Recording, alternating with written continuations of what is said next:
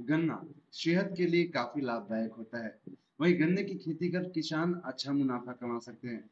अब एक खास प्रभेद के गन्ने किन दिनों ज्यादा चर्चा हो रही है। बाहुबली गन्ने की अगर किसान खेती करे तो लखपति बन सकते किसान भाइयों, बात होती है कि किस प्रकार का खेती किया जाए और कौन सा किस्म। चूँकि किस्म बहुत ही महत्वपूर्ण चीज़ होता है। जैसे टिकाऊ घर के लिए नींव जितना मजबूत होता है होना आवश्यक होता है, ताकि आपका घर बहुत दिन तक टिका रहे। उसी तरह अच्छा फसल लेने के लिए बीज जो है बहुत ही महत्वपूर्ण है। उसका आधार है, बेस है। जिसको कभी बहुत चर्चा में आया है कि बाहुबली गन्ना, जो मुख्यतः महाराष्ट्र के किसानों द्वारा किया जाता है, इसकी जो है उत्पादन क्षमता लगभग जो है 110 से 120 टन प्रति एकड़ है। और आप जानते हैं कि एक टन लगभग जो है आपको 4500 के आसपास रुपये मिलता है। लेकिन उसके पहले उसका ट्रायल किया जाता है।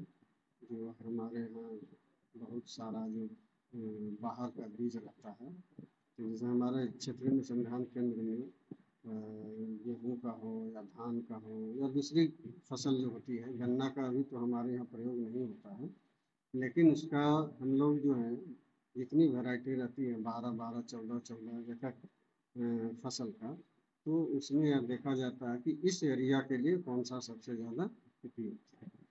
तो उसको जो है किसान भाई ला करके देख सकते हैं कि आपका क्षेत्र के लिए कितना वो उपज देता है, सूटेबल है कि नहीं है।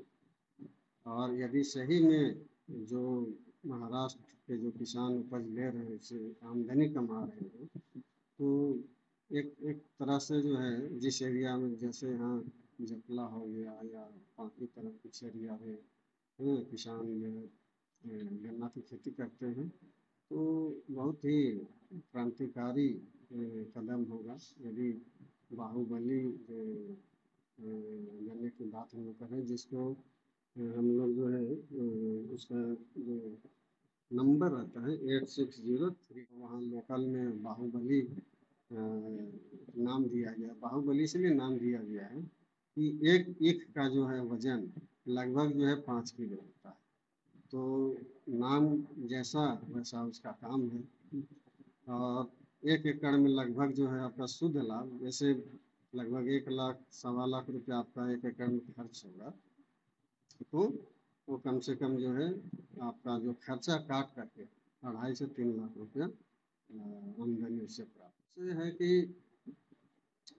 बीज तो आप उपलब्ध कराएंगे। किसान भाइयों को सबसे पहले बीज, अच्छा बीज चाहिए।